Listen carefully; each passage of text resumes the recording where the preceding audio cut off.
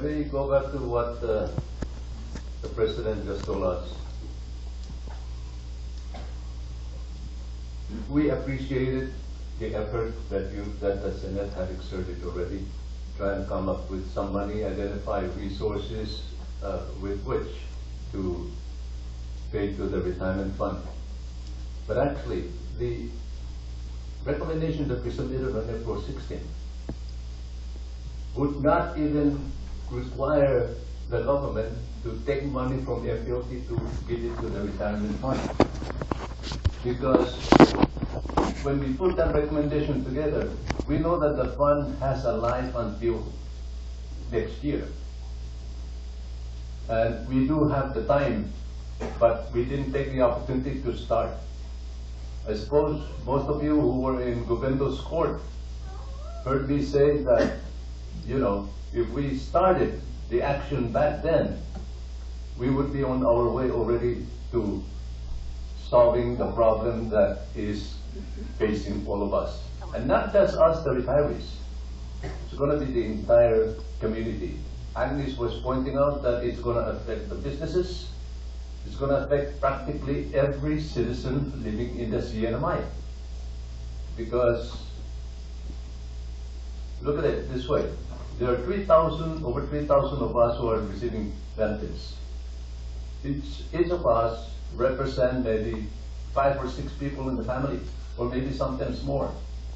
So you multiply 6 times 3,000, that's what? 18,000, 20,000 people. You know, the amount of money, the $5 million that we get every month gets circulated in the community. Without that $5 million being circulated in the community, what will the store look for to receive? Only food stamp? And food stamp, I understand, has been reduced already.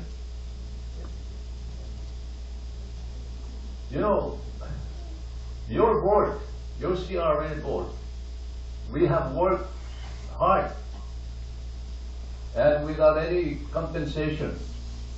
I took a lot of time from my personal work, which is very important. My animals are very important to me, but I cheated them, especially this afternoon. They don't eat dinner. Anyway, you know, we expended a lot of time studying this thing and trying to find out the best solution for the problem. When we came up with the idea, we know that we're going to have time to do the initiative and get it in time for the election so that we can vote on it. I even made a sales pitch that the last time around when the pension obligation fund was on the election, people did not support it. I couldn't understand why. The reason I cannot understand why is because if you don't support that, you still, the obligation of the government, the $300 million, the government still has to pay. Where is the government going to get the money? From you. From the people who are supposed to be voting for it. So, I don't know. This time around, por favor, then again, you see the pension obligation fund on the ballot, vote for it. Because the government is obligated to each and every one of us until the day we die. Until the day we die. And don't think for a minute that we cannot collect, because there are means in the legal system that will allow us to get the money. Or even to the extent of maybe identifying the bank account from which we can garnish the money. We can